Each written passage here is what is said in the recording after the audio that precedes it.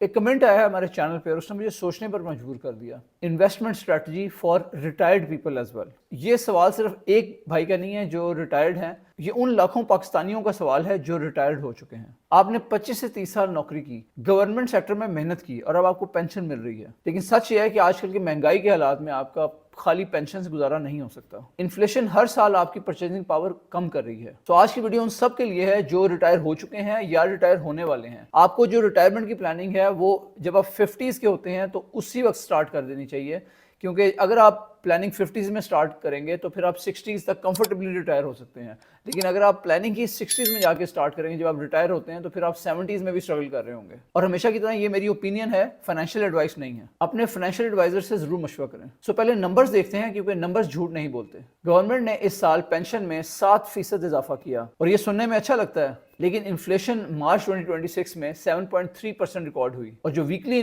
SPI inflation है वो 12.15% आई है। पेट्रोल ठीक ठाक बढ़ चुका है, 258 रुपीज से एक ही मंथ में ये 368 रुपीज पे जा चुका है। तो पेंशन में 7% इंक्रीज हुआ, लेकिन चीजें 7 से 12% या उससे भी ज्यादा महंगी हो गई। मतलब जो आपकी रियल परचेजिंग पावर है वो घट रही है। तो मैं आपको एक मिसाल देता हूँ। अगर आपकी पेंशन 1 लाख रुपया थी और आज से 3 साल पहले जब आप इस पेंशन में पूरे 1 लाख में घर का खर्चा चलाते थे, अब उस 1 लाख से आप आई एम श्योर कि आप फील कर रहे होंगे कि उसकी जो ताकत है पैसे की वो 50,000 रुपए से भी कम रह गई है। और 3 साल पहले आप उस लाख रुपए से पूरे घर का खर्चा चला लिया करते थे, लेकिन अब आपसे वो खर्चे पूरे नहीं हो रहे। सो ये है इन्फ्लेशन का असर। और इन्फ्लेशन से मुराद है महंगाई की शरह। जो इससे दुनिया के हालात बने हुए हैं, जो पॉलिटिकल टेंशंस चल रही हैं, इस वजह से भी ऑयल की प्राइसेस बैनुल-अक़वामी मंडियों में और बढ़ सकती हैं, जिसकी वजह से जो पेट्रोल की प्राइसेस हैं वो भी काफी ज्यादा बढ़ सकती हैं। जब पेट्रोल बढ़ेगा तो ट्रांसपोर्ट महंगी होगी, खाना भी महंगा होगा, अशियाए खुद्दोनोश सारी महंगी होंगी, बिजली का बिल भी बढ़ेगा। तो सवाल ये है कि आप अपनी पेंशन को बैंक अकाउंट में रखकर इन्फ्लेशन से जीत सकते हैं? इसका जवाब है बिल्कुल नहीं।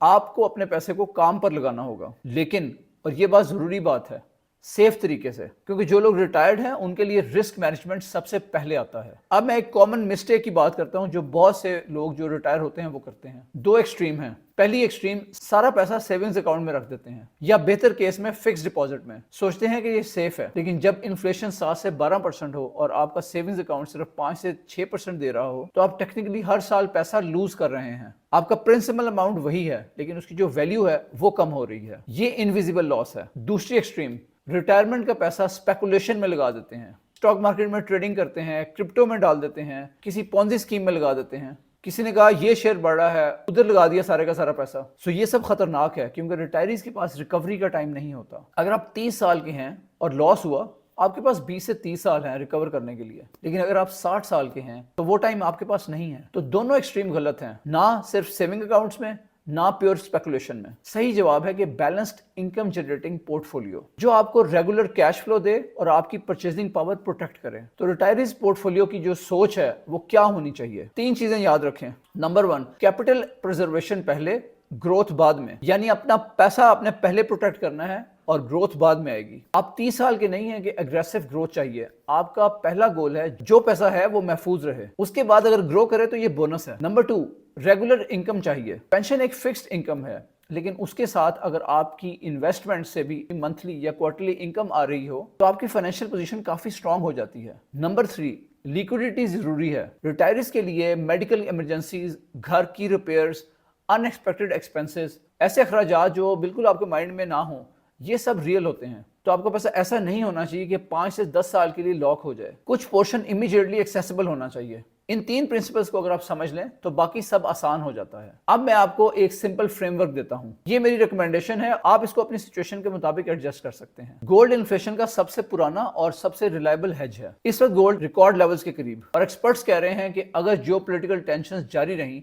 तो ये $5,000 या $5500 के करीब भी जा सकता है। पाकिस्तान में गोल्ड पर तोला भी रिकॉर्ड लेवल्स पर है। रिटायर्स के लिए गोल्ड क्यों जरूरी है? क्योंकि जब इन्फ्लेशन बढ़ती है, जब करेंसी वीक होती है, गोल्ड प्रोटेक्ट करता है। 2 तरीके हैं। पहले, या तो फिजिकल गोल्ड बार्स ले लें, 10 ग्राम की, 50 ग्राम की, सिक्योर वॉल्ट में रखें, ये टेंजिबल एसेट है। और दूसरा, मिजान गोल्ड फंड, ये शरिया कंप्लाइंट है। मिनिमम 5,000 से स्टार्ट कर सकते हैं, मंथली इन्वेस्ट कर सकते हैं। इसमें फिजिकल गोल्ड की तरह स्टोर करने की टेंशन नहीं है और लिक्विड है, जब चाहे रिडीम कर सकते हैं। मेरी रिकमेंडेशन है कि 60% मिजान गोल्ड फंड कर लें और 40% फिजिकल गोल्ड बार्स। ये कॉम्बिनेशन फ्लेक्सिबिलिटी और सिक्योरिटी दोनों देता है। Number 2, income funds 30%। ये रिटायरीज के लिए सबसे जरूरी एलोकेशन है। इस्लामिक इनकम फंड्स जैसे मिजान इनकम फंड या मिजान कैश फंड ये आपको रेगुलर इनकम देते हैं। इन फंड्स का काम है कि ये शरिया कंप्लायंट फिक्स्ड इनकम इंस्ट्रूमेंट्स में इन्वेस्ट करते हैं। रिस्क काफी कम है, रिटर्न्स इन्फ्लेशन से थोड़ा ऊपर मिलते हैं, जो एग्जैक्टली वही है जब आप रिटायर हो गए तो फिर आपको चाहिए। इसमें मंथली और क्वार्टरली डिविडेंड्स भी मिलते हैं। ये आपकी पेंशन के ऊपर एक्स्ट्रा इनकम है। मिनिमम इन्वेस्टमेंट 5,000 रुपए से शुरू हो सकती है,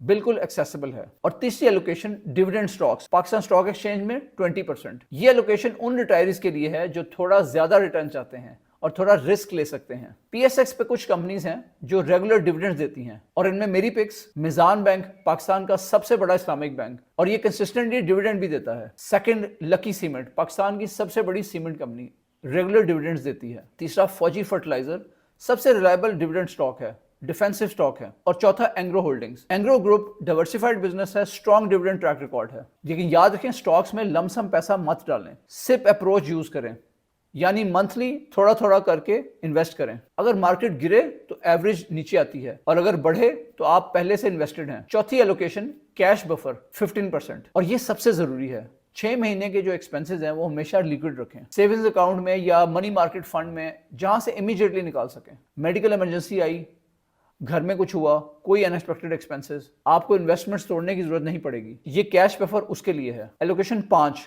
optional real estate, rental income generate कर सकते हैं 5% ऑफ योर ओवरऑल पोर्टफोलियो। अगर आपके पास पहले से प्रॉपर्टी है तो रेंटल इनकम रिटायरीज के लिए सबसे अच्छी पैसिव इनकम है। अगर नहीं है तो इस वक्त नई रियल एस्टेट में इन्वेस्ट करना रिटायरीज के लिए मैं रिकमेंड नहीं करता, क्योंकि रियल एस्टेट इनलिक्विड है और इसके लिए बड़ी अमाउंट चाहिए। और माजी में कुछ ऐसे स्कैम्स भी हुए हैं जहां से लोगों को ये झांसा दिया गया कि आप इतना पैसा इन्वेस्ट करें, करोड़ रुपए हम आपको मंथली 3 लाख देना शुरू कर देंगे। कोई प्रॉपर्टी एग्जिस्ट ही नहीं करती थी। और वो इस तरह के जो स्कैम्स हैं फिर वो काफी जल्दी बेनकाब भी हो गए, लेकिन अनफॉर्चुनेटली ये वक्तन फवक्तन आते रहते हैं, तो आपको इनसे अपने आप को महफूज रखना है। लेकिन अगर आपके पास पहले से प्रॉपर्टी है तो उससे रेंटल इनकम लें, वो आपके लिए पेंशन के ऊपर एक बोनस इनकम हो जाएगी। ये फ्रेमवर्क सिंपल है। Gold 30%, income funds 30%, dividend stocks 20%, cash buffer 15%, real estate 5%। आप इसको अपनी सिचुएशन के हिसाब से एडजस्ट कर सकते हैं। अगर आप रिस्क बिल्कुल नहीं लेना चाहते, डिविडेंड स्टॉक्स वाला 20% भी, तो डिविडेंड स्टॉक्स वाला 20% भी इनकम फंड्स में डाल दें। तब गोल्ड 30%, इनकम फंड्स 50%, कैश 15% और रियल एस्टेट 5% हो जाएगी। लेकिन यहाँ पे एक बहुत जरूरी बात, ये फ्रेमवर्क जो मैंने आपसे शेयर किया, ये वन साइज फिट्स ऑल नहीं है। मींस कि ये सबके लिए एक जैसा नहीं है। तो मैं आपको 3 एज ब्रैकेट्स देता हूं, आप अपने हिसाब से इसको अपने ऊपर अप्लाई कीजिएगा। अगर आपकी एज 50 साल से 58 साल तक, या आप रिटायर नहीं हुए या फिर आपने अर्ली रिटायरमेंट ले लिया, तो आपके पास तकरीबन 10 साल हैं। आपका पोर्टफोलियो थोड़ा कंपैरेटिवली एग्रेसिव हो सकता है, क्योंकि अगर मार्केट गिरती है तो आपके पास रिकवर करने के लिए 10 साल हैं। और अगर आप अभी काम कर रहे हैं तो आपकी सैलरी आ रही है, तो आप मंथली कुछ सिप कर सकते हैं। आपके लिए gold 25%, income funds 25%, dividend stocks 30%। ये ज्यादा है क्योंकि आप थोड़ा सा रिस्क अफोर्ड कर सकते हैं। कैश बफर 10% और रियल एस्टेट 10%, अगर कोई अच्छी अपॉर्चुनिटी मिले। ये वो फेज है जब आप रिटायरमेंट के लिए वेल्थ बिल्ड कर रहे हैं। ब्रैकेट 2, एज 59 से 67 ईयर्स तक, यानी 59 साल से लेके 67 साल तक। सो आप रिसेंटली रिटायर हुए हैं या होने वाले हैं, पेंशन शुरू हो गई है या होने वाली है। सो ये वो फ्रेमवर्क है जो मैंने स्टार्ट में शेयर किया था। Gold 30%, income funds 30%, dividend stocks 20%, cash buffer 15% और रियल एस्टेट 5%। बैलेंस्ड है, इनकम भी आ रही है और प्रोटेक्शन भी है और थोड़ा ग्रोथ भी मिल रही है। और तीसरी ब्रैकेट, आपकी एज 68 साल से या इससे ऊपर है, आप सीनियर रिटायरमेंट में हैं, हेल्थ एक्सपेंसेस बढ़ रहे हैं, रिस्क एपेटाइट कम है, आपके लिए सेफ्टी सबसे पहले है, इक्विटी आपके लिए ऑलमोस्ट 0 होनी चाहिए। तो आपके लिए गोल्ड 30%, इन्फ्लेशन प्रोटेक्शन के लिए, इनकम फंड्स 40%, ये आपकी प्राइमरी इनकम सोर्स है after the pension. Dividend stocks 5%, अगर बिल्कुल नहीं चाहिए तो 0 भी कर सकते हैं। कैश बफर 20%, ये डेलिबरेटली ज्यादा रखा गया है मेडिकल इमरजेंसीज के लिए। रियल एस्टेट 5%, सिर्फ अगर पहले से है। देखें, 3 अलग स्टेजेस हैं, उसके 3 अलग पोर्टफोलियोज हैं, लेकिन एक चीज कॉमन है, किसी भी ब्रैकेट में हो अपना पैसा सिर्फ बैंक में मत रखें। इन्फ्लेशन या जो महंगाई की बढ़ती हुई शरह है वो किसी की उम्र नहीं देखती, सबका पैसा इक्वली घटाती है। अब क्विकली क्या नहीं करना चाहिए? नंबर 1, क्रिप्टो में रिटायरमेंट का पैसा मत लगाएं। क्रिप्टो वोलेटाइल है, 50% एक महीने में गिर सकता है। एज अ रिटायर्ड पर्सन आपके लिए ये गैम्बलिंग है, जुआ है या स्पेकुलेशन है, इन्वेस्टिंग नहीं। नंबर 2, ट्रेडिंग मत करें। डे ट्रेडिंग, लिवरेज और मार्जिन, ये सब एज अ रिटायर्ड पर्सन आपके लिए नहीं है। आपको पैसिव इनकम चाहिए, एक्टिव स्ट्रेस नहीं। नंबर 3, किसी के कहने पे बिना रिसर्च के इन्वेस्ट मत करें। मेरे कज़न ने कहा ये शेयर ले लो, ये इन्वेस्टमेंट स्ट्रेटजी नहीं है। नंबर 4, सारा पैसा एक जगह मत लगाएं। Diversification as a retired person आपके लिए और भी ज़्यादा ज़रूरी है, क्योंकि अगर एक इन्वेस्टमेंट फेल हुई आपके पास दूसरे ऑप्शंस होने चाहिए। नंबर 5, इन्फ्लेशन को इग्नोर मत करें। ये सबसे बड़ी मिस्टेक है। अगर आप अपना पैसा इन्वेस्ट नहीं कर रहे तो आप हर साल गरीब से गरीब तर होते जा रहे हैं। बैंक अकाउंट में रखने से आपका पैसा सेफ नहीं है, ये स्लोली कम हो रहा है क्योंकि ये अपनी कदर खोता चला जाता है। आप इसको समराइज करते हैं, पेंशन अच्छी है लेकिन अकेले काफ़ी नहीं है। इन्फ्लेशन हर साल आपकी परचेजिंग पावर कम कर रही है। आपका काम अपने पैसे को काम पे लगाना है, लेकिन सिर्फ सेफ तरीके से। Gold 30% inflation hedge, income funds 30% regular income, dividend stocks 20%, growth plus income, cash buffer 15% emergencies के लिए, रियल एस्टेट 5% अगर अवेलेबल हो। सिप अप्रोच यूज करें, मंथली थोड़ा थोड़ा इन्वेस्ट करें। पैनिक से बचें, सब्र से पेशेंस से काम लें। मैं ये वीडियो उस व्यूअर के लिए बना रहा हूं जिसने ये कमेंट किया था, लेकिन ये वीडियो हर उस पाकिस्तानी के लिए है जिसने जिंदगी भर मेहनत की और अब वो डिजर्व करता है कि उसका पैसा उसके लिए काम करे। अगर आप चाहते हैं कि आप अपनी स्पेसिफिक सिचुएशन पे बात करें तो 1-on-1 कंसल्टिंग सेशन बुक करें, लिंक डिस्क्रिप्शन में है। कमेंट्स में बताएं अगर आप 50+ हैं या 60+ हैं, रिटायर्ड होने वाले हैं या रिटायर्ड हो चुके हैं। आपका सबसे बड़ा फाइनेंशियल कंसर्न क्या है? मैं पर्सनली पढ़ता हूं और जवाब देता हूं। सब्सक्राइब करें, बेल आइकन पर क्लिक करें और ये वीडियो अपने घर में किसी रिटायर्ड बुजुर्ग के साथ जरूर शेयर करें। और इसके साथ साथ जो आपके दोस्त हैं जो रिटायर्ड हो चुके हैं उनके साथ भी जरूर शेयर करें, क्योंकि उन्हें ये इन्फॉर्मेशन सबसे ज्यादा चाहिए। ये वीडियो रिकॉर्ड की गई लेजेंड 46 में, जो तख्लीक डेवलपर्स की एक तख्लीक है। मिलते हैं नेक्स्ट वीडियो में।